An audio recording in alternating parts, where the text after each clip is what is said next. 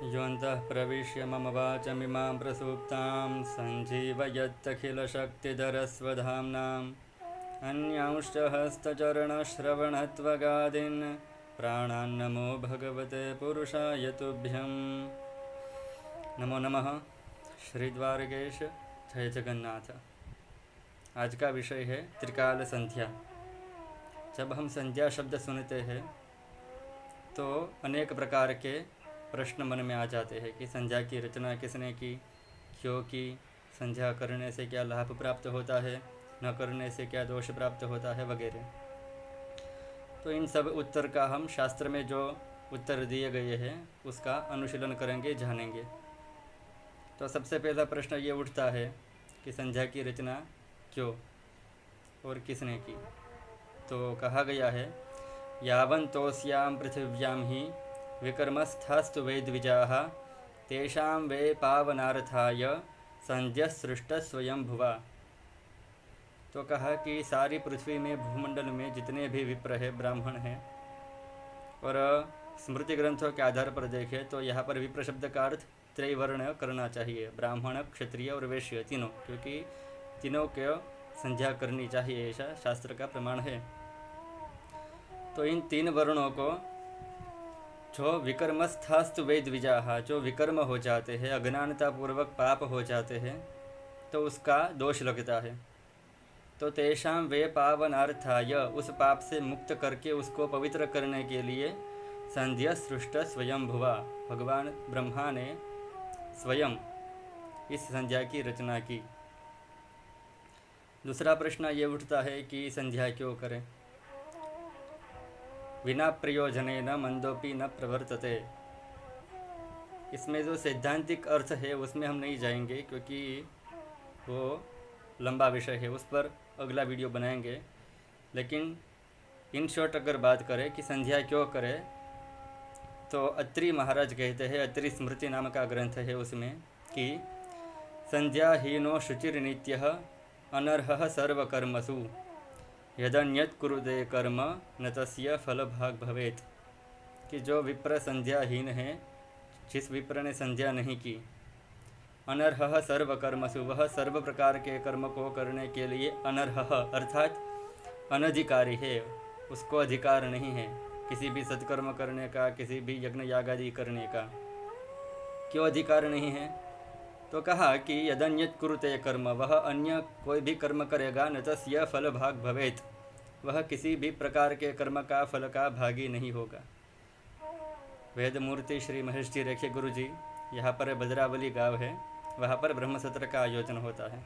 तो वहाँ जब वो आए थे तो बड़ी अच्छी बात करी थी इसी विषय में, कि जो विप्र, जो ब्राह्मण अघमर्षण नहीं करता, अघमर्षण संध्या का ही एक क्रम है।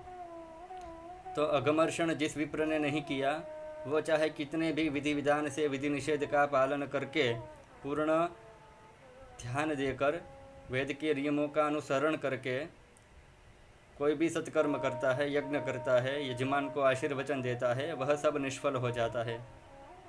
तो संध्या का एक भाग है, छोटा सा क्रम है अघमर्षण, वो करने से अगर इतना दोष लगता है ना करने से, तो सोचो पूरी संध्या जिसने नहीं की, गायत्री मंत्र का जप जिसने नहीं किया, वो तो अनर्ह ही कहलाएगा, अनधिकारी ही कहलाएगा। न तस्य फल भाग भवेत्, किसी भी फल प्रकार के कर्म का फल उसको प्राप्त नहीं होगा।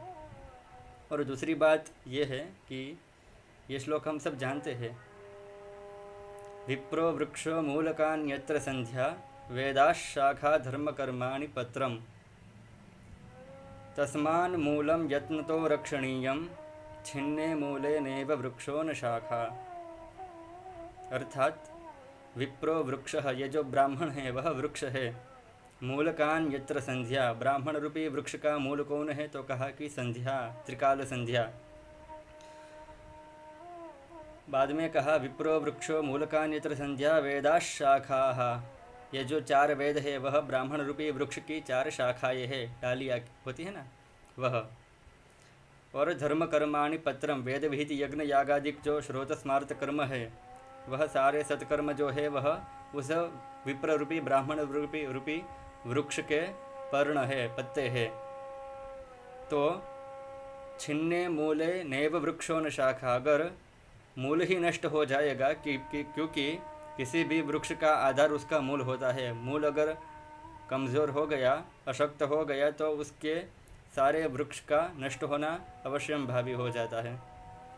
तो उस वृक्ष की रक्षा करने के लिए, वृक्ष यानी ब्राह्मण की रक्षा करने के लिए, डाली अर्थात शाखा, ये जो 4 वेद है, ऋग्वेद, यजुर्वेद, सामवेद और अथर्ववेद, इस वेद रूपी शाखा की रक्षा करने के लिए और धर्म कर्माणि पत्रम, धर्म कर्म रूपी सत्कर्म रूपी वर्ण की रक्षा करने के लिए यत्न से गंभीरतापूर्वक हर त्रिवर्ण्य को अथवा कम से कम ब्राह्मण को जो कर्मकांड आदि करता है, संध्या का रक्षण करना ही चाहिए। संध्या का रक्षण करना अर्थात त्रिकाल संध्या करना, संध्या का आचरण करना, संध्या करना ही संध्या का रक्षण करना होता है। तो उसके बाद प्रश्न उठता है कि संध्या कब करनी चाहिए। हमारे यहाँ मुहूर्त आदि विशेष पद्धति से दिखाए गए हैं, तो संध्या का भी समय शास्त्र में निहित है। तो संध्या कब करनी चाहिए, तो कहा कि प्रातः संध्या सनक्षत्रां मध्याह्ने मध्यभास्करां ससूर्यां पश्चिमां संध्यां तीसरा संध्या उपासित। 3 प्रकार की संध्या है और 3 अलग अलग काल दिखाए गए हैं। संध्या का अर्थ होता है संधि, दिवस और रात की संधि जो होती है वह संध्या का काल होता है। ऐसे पूरे दिन में 3 संधियाँ होती है। तो प्रातः संध्याम सनक्षत्राम, उसके लिए एक विशेष करके श्लोक दिखाया गया है कि उत्तमा तारकोपेता मध्यमा लुप्त तारका अधमा सूर्य सहिता प्रातः संध्या त्रिधा मता।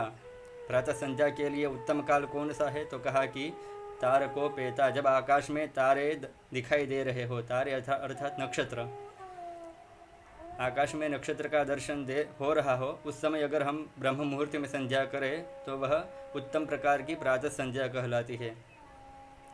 मध्यमा लुप्त तारका, तारे नहीं दिखाई दे रहे लेकिन सूर्योदय भी नहीं हुआ, इस समय में अगर हम संध्या करते हैं तो वह मध्यम प्रकार की संध्या कहलाती है। और अधमा सूर्य सहिता, अगर सूर्योदय होने के पश्चात प्रातः संध्या करते हैं तो वह तीसरे प्रकार की संध्या कहलाती है। प्रातः संध्या त्रिधा मता, इस तरह से प्रातः संध्या के 3 प्रकार है। मध्याह्न संध्या कब करनी चाहिए, तो कहा कि भगवान भुवन भास्कर जब गगनमंडल में सूरज हमारे मस्तक पर विराजमान हो तब मध्याह्न संध्या करनी चाहिए। और सायं संध्या का समय है ससूर्यां पश्चिमां संध्याम, सूर्यास्त से पहले के समय में सायं संध्या करनी चाहिए, सायंकाल को। ये संध्या का समय बतलाया है शास्त्र में। अब समय पर संध्या करना क्यों आवश्यक है, तो कहा कि स्वकाले सेविता संध्या नित्यं कामदुधा भवेत्, अकाले सेविता सा च संध्या वंध्या वधूरिव। तो कहा कि अगर जो काल का निश्चित प्रमाण दिया गया है शास्त्र में, उसके आधार पर अगर हम उसी समय में संध्या करेंगे तो वह नित्यम कामदुदा भवेत्, सर्व मनोकामना की पूर्ण करने वाली होगी। लेकिन अगर हम अकाल में संध्या करते हैं, अर्थात जो समय निर्णित वर्णित किया गया है शास्त्र में, उससे अतिरिक्त और समय में अगर संध्या करते हैं तो वह वंध्या वधू के समान निष्फल हो जाती है। लेकिन इसका मतलब यह नहीं है कि आज हमको किसी कामवशात, किसी कार्यवशात या फिर प्रमाद से उठने में अगर हम विलंब हो गया हमें, तो ये सोचना कि अगर विलंब हो ही गया है, सूर्योदय हो गया है और इसका तो कोई फल है नहीं तो नहीं करता संध्या, कल से करूँगा। लेकिन ये जो महर्षि रेखे गुरु जी है, उसने ये बात भी कही थी कि अगर आप कितना भी विलंब हो जाए, अगर आप दिन में किसी कर्म के लिए, यज्ञ याग आदि के लिए जाते हो और रात को आने में देर हो जाती है, तो वैसे तो सायं संध्या का समय दिखलाया गया है कि ससूर्यां पश्चिमां संध्यां, सूर्यास्त से पहले कर देनी चाहिए। लेकिन अगर कारणवशात नहीं हो पाती और 10 बज गए हैं रात के, फिर भी आपको संध्या करनी चाहिए। क्यों? भले ही शास्त्र में ये वर्णित है कि उसमें अगर आप समय चूक जाओगे तो उसका कोई फल नहीं मिलेगा, लेकिन संध्या करनी चाहिए। और वो इसलिए क्योंकि आप संध्या करोगे तो आपकी जो आदत है, आपका जो क्रम है वह टूटेगा नहीं। और ये मन जो है बहुत चंचल है, प्रमादी है, आलसी है। आज अगर आप संध्या नहीं करोगे ये सोचकर कि आज समय चला गया है तो कल भी यही होगा, परसों भी यही होगा, और ऐसे आपकी आदत छूट जाएगी। तो कम से कम आपकी आदत बनी रहे, कुटेव ना पड़ जाए, इसीलिए आपको संध्या तो करनी ही चाहिए और जितना हो सके प्रयत्न करना चाहिए कि जो समय निश्चित किया गया है शास्त्र में उस समय में संध्या करें। बाद में प्रश्न आता है कि गायत्री मंत्र जो होता है संध्या में उसमें कितने प्रणव का उच्चारण करना चाहिए। वैसे तो लोग बिना जाने 3 प्रणव का गायत्री मंत्र का जप भी करते हैं, 6 प्रणव का भी करते हैं, 7 प्रणव का भी करते हैं, लेकिन सबके लिए ये नहीं है। अगर सामान्य ब्रह्मचारी है, गृहस्थ है,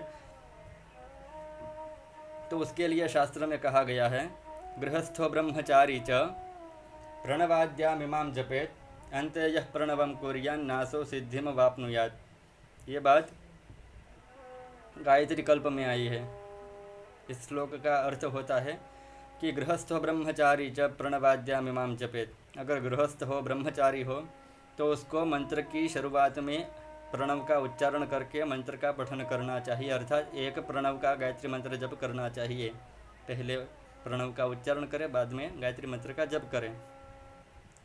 अंते यह प्रणवम कुर्यान् नासो सिद्धिम वाप्नुयात्। जो गायत्री मंत्र के अंत में प्रणव का उच्चारण करता है वह सिद्धि को प्राप्त नहीं करता। ये बात गायत्री कल्प में आई है। हम यहाँ पर जो वीडियो के डिस्क्रिप्शन है उसमें इन सब प्रमाणित श्लोक है जो प्रमाण युक्त, उसको आपको भेज देंगे, लिख देंगे, ताकि आप इसमें देख सकें। इसके बाद प्रश्न उठता है कि संध्या से क्या होता है। आज का जो मनुष्य है वो बिना प्रमाण के तो मानता ही नहीं है। हालांकि ये विषय ऐसा नहीं है जिसमें प्रमाण की प्रतीक्षा करनी चाहिए, लेकिन फिर भी जो शास्त्र में वर्णन है वो आपके सामने रख देते हैं कि संध्या से क्या होता है। तो कहा कि दिवा वा यदि वा रात्रो यदज्ञान कृतं भवेत् त्रैकाल्य संध्याकरणात् तत्सर्वं च विनश्यति। अर्थात दिवा वा यदि वा रात्रो, दिन में या रात में, यदज्ञान कृतं भवेत्, जो अज्ञानता पूर्वक हमसे पाप कर्म हो जाते हैं, चलते हुए कीट पतंग आदि पैर के नीचे आकर मर जाते हैं आदि बहुत सारे सूक्ष्म जीव है जिसकी हिंसा होती है नित्य कर्म में। तो ये जो आपद धर्म बतलाए गए हैं कि जिसके बिना हमारा जीवन शक्य नहीं है, करना ही पड़ता है, और ना करे तो हमारा जीवन शक्य नहीं है, और करे तो ये हिंसा होती है। तो ऐसी जो अज्ञानता पूर्वक हमसे जो पाप होता है, विक्रम होता है, त्रैकाल्य संध्या करना तत्सर्वं च प्रणश्यति। त्रिकाल संध्या करने से इन अज्ञानता पूर्वक किए गए पाप का प्रायश्चित हो जाता है। उस पाप का हमको किसी भी प्रकार का फल प्राप्त नहीं होता। अब अंत में यह प्रश्न भी है कि संध्या का फल क्या है, संध्या करने से क्या लाभ होता है।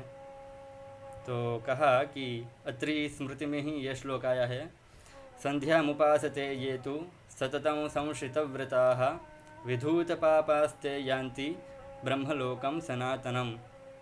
अर्थात संध्यामुपासते ये तु सततं संश्रितव्रताः, जो नित्य प्रातः संध्या, मध्याह्न संध्या और सायं संध्या का आचरण करता है, और संश्रितव्रताः इस शब्द का अर्थ होता है जो जितेंद्रिय है, श्रम दम आदि गुणों से संपन्न है, वह ब्रह्मचारी हो, गृहस्थ हो। त्रैकाल्य विधूत पापास्ते यान्ति, उसके सब प्रकार के जो पाप है विधूत नष्ट हो जाते हैं, और अंत में ब्रह्मलोकम महीयते, ब्रह्मलोक की प्राप्ति करता है। संध्या का इतना बड़ा महत्व बतलाया गया है। देखो, अगर विशेष वेदांत की दृष्टि से देखें तो भगवत पादाचार्य श्री शंकराचार्य जी महाराज का तो ये कहना है कि संध्या का कोई विशेष फल नहीं है, संध्या करनी चाहिए, क्योंकि संध्या न करने से प्रत्यवाय लगता है, पाप लगता है। तो वो संध्या न करने से जो पाप लगता है उसके निवारण के लिए संध्या करनी चाहिए।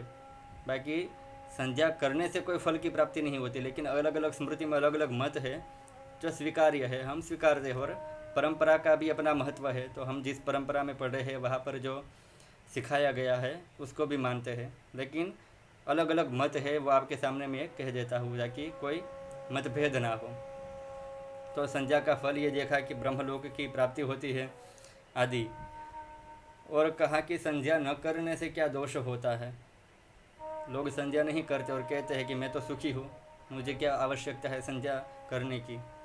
तो उन लोगों के लिए कि संध्या येन विज्ञाता संध्या येनानुपासिता जीवमानो भवेत् क्षुद्रो मृतश्वाचा जायते।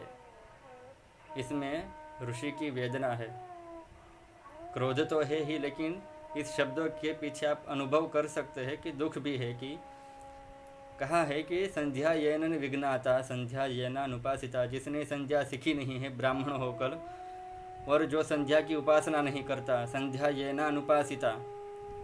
अब ऋषि का क्रोध देखो दूसरी पंक्ति में, जीवमानो भवेत् क्षुद्रः, वह ब्राह्मण होकर भी शूद्र के समान है।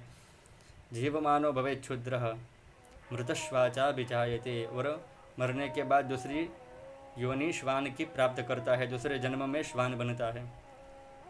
तो ये महत्व है संध्या का। संध्या अगर हम ब्राह्मण हैं तो करनी ही चाहिए। और विशेषतया जो कर्मकांड करते हैं, हर रोज़ प्रतिदिन नए नए यजमान को आशीर्वाद देते हैं, स्वस्तिरस्तु आयुष्मान भव पुत्रमान भव, यह मुफ्त में नहीं आते।